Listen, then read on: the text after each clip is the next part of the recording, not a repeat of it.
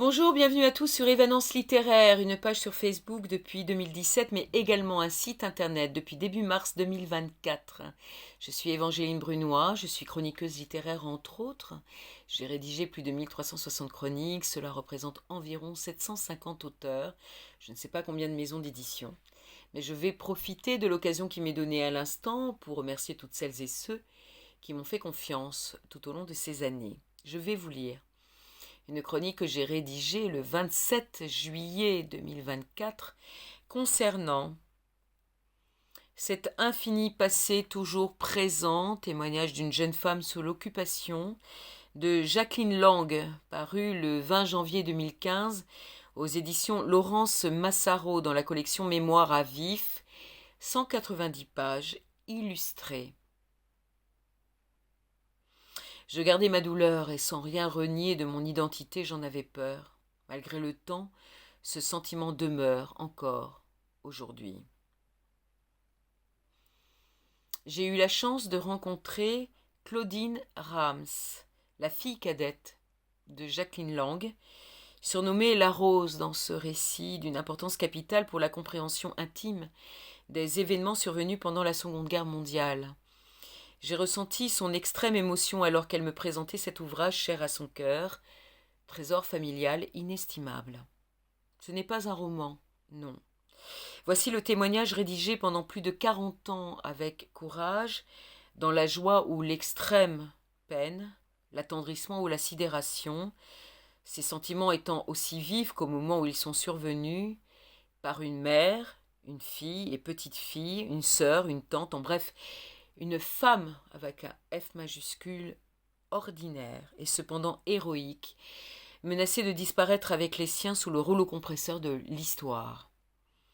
C'est le destin d'une jeune juive, maman de 2 petites filles, Arlette, la bleue, et Claudine, épouse d'André, arrêtée un jour chez lui avec son père par 2 miliciens français. Elle fera tout ce qui est humainement possible pour sauver ces 2 hommes, puis sa vie et celle de ses enfants.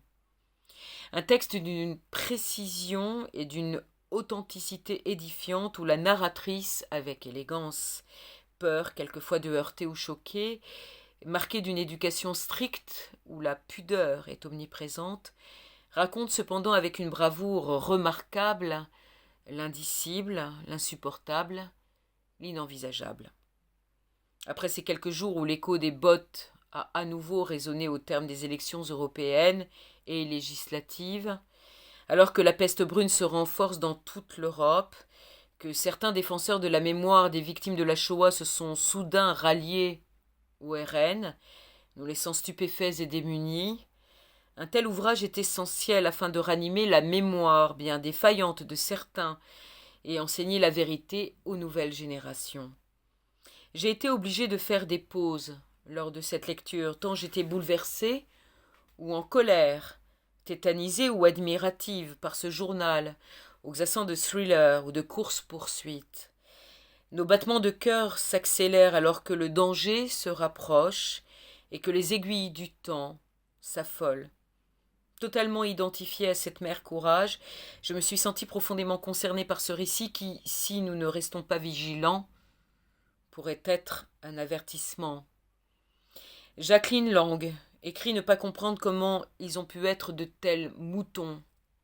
Et comment pouvons-nous l'être encore aujourd'hui? Quand comprendrons-nous?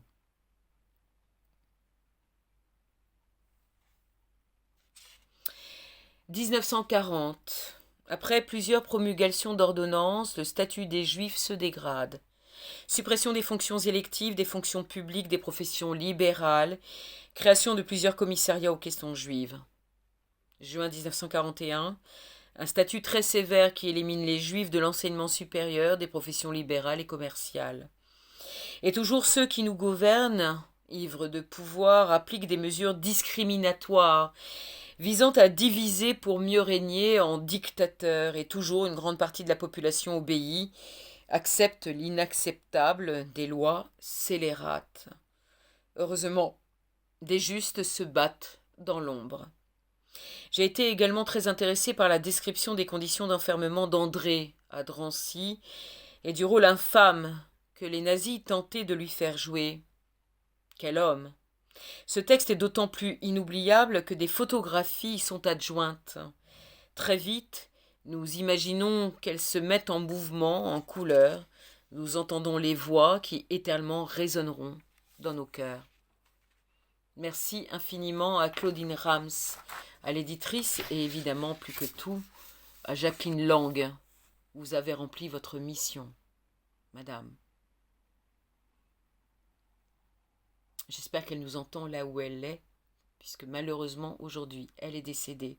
Je vous invite à lire la 4e de couverture et la biographie de l'autrice sur le site de l'éditrice ou sur le site Évanence littéraire.